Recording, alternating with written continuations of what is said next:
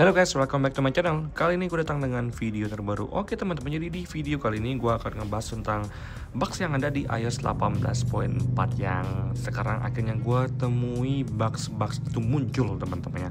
Jadi di sini informasi juga buat kalian, bugs ini berdasarkan pengalaman pribadi gue. Jadi bukan pengalaman orang lain atau pengalaman subscriber gue yang share ke gue, bukan. Tapi ini murni dari iPhone 12 mini dan juga iPhone 13 yang udah gue pakai sejak install iOS 18.4 teman-temannya.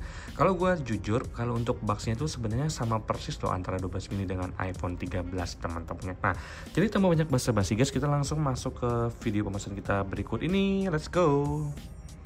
Oke guys, sekedar informasi kalau untuk iOS 18.4 di 12 mini gue tuh untuk size-nya lumayan besar ya, di angka 11,28 GB teman-temannya. Sedangkan kalau untuk di iPhone 13 gue, di sini kita cek bareng-bareng teman-teman. Kita langsung buka ke bagian settings, kemudian ke bagian general dan juga untuk iPhone storage. Di sini langsung gue buka paling bawah. Di sini kalau untuk iOS di iPhone 13 gue tuh di angka 11,69, di 12 mini di angka 11,28. Nah, kalau untuk iOS ini sebelumnya itu sempat berada di angka 18 GB teman-teman untuk iPhone 13 gua, dan sekarang ada di angka 11 GB. Jadi bisa disimpulkan bahwa kalau untuk iOS ini tuh dia kadang-kadang untuk size itu berubah-ubah teman-teman ya.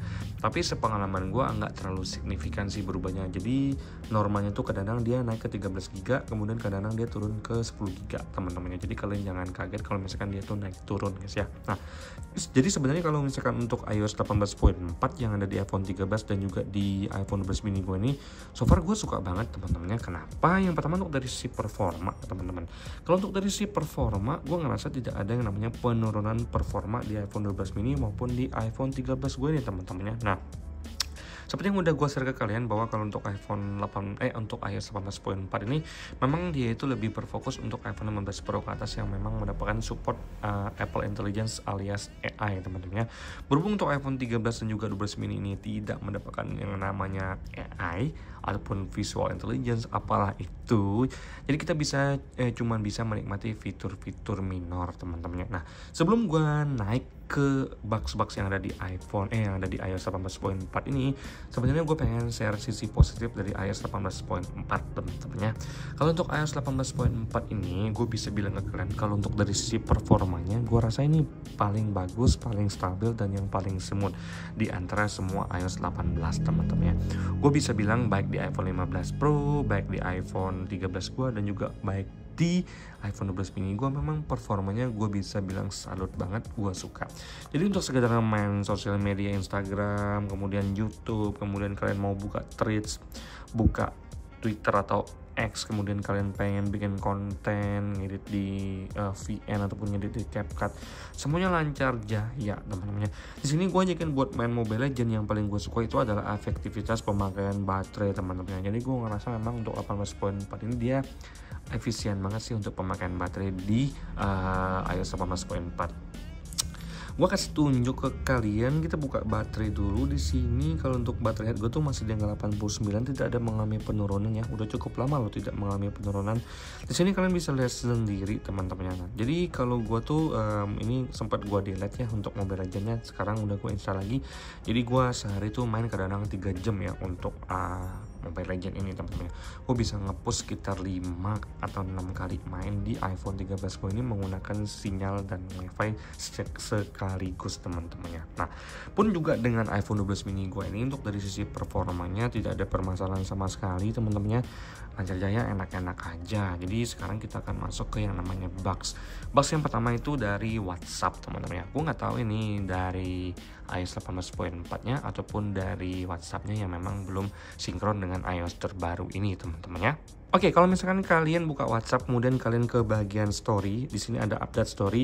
Nah, ini tuh kalau misalkan ada lingkaran hijau artinya kalian itu belum melihat story-nya teman-teman. Jadi dia biasanya tuh ada yang namanya recent updates ya. Recent update di bawah ini setelah kalian lihat. Tapi setelah kalian buka misalkan story-nya seperti ini teman-teman ya, atau kalian buka story-nya seperti ini. Nah, kalian bisa lihat sendiri, kemudian kalian close seperti ini. Nah, dia tetap akan kelihatan seperti ini teman-teman ya. Nah, jadi ini tuh dia seperti kayak story yang udah kita lihat, tapi tidak ada tidak ada icon yang menggambarkan bahwa story itu udah dilihat teman-temannya.